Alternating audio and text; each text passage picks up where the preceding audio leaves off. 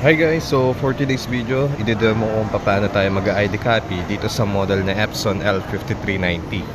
And shoutout na rin pala sa nag-request nitong video na to. So shoutout sa iyo ma'am. So wag na natin to patagalin guys. So let's go.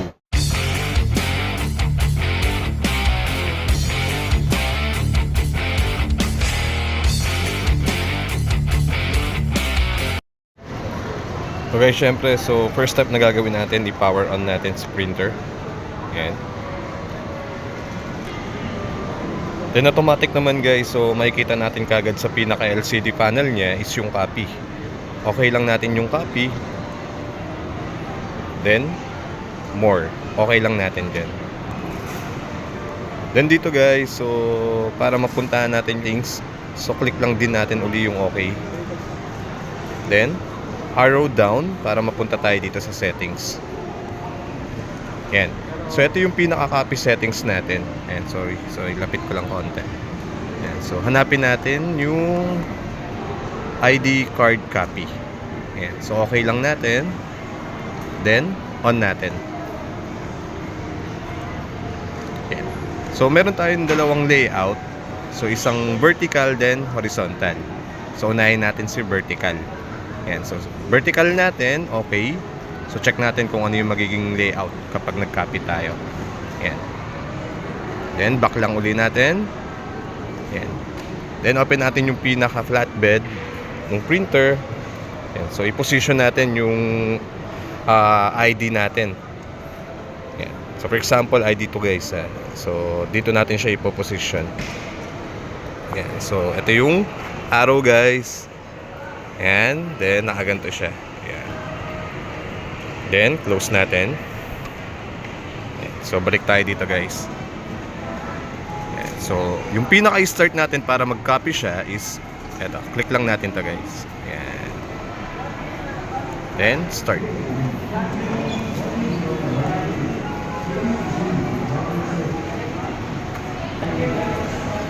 Then pag nakita na natin to guys, baliktarin na natin yung ID dito sa glass.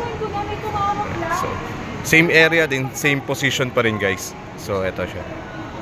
Ayan. Then, close uli natin yung pinaka-flatbed. Start uli natin.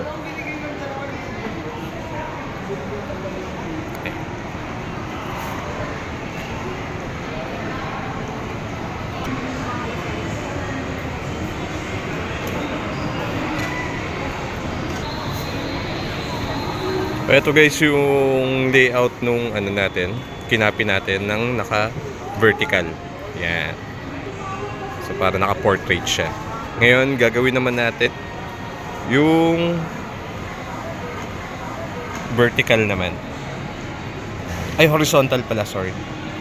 Yan. So punta lang ulit tayo dito sa ID copy. Okay lang natin. Okay. Then horizontal naman.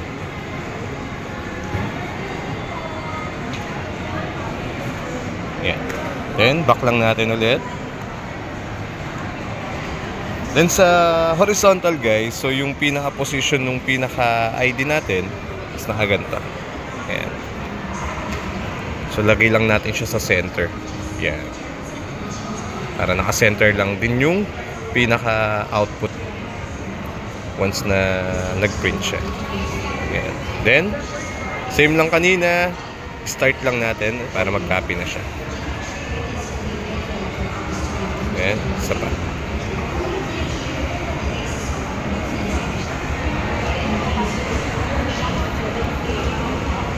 Ayan, so balik na rin natin yung ID. Pag ganito na yung nakikita natin guys. Yan. Ayan, so kabila naman. Ayan, pero same area pa rin and same position. Ayan. Then close ulit. Then start.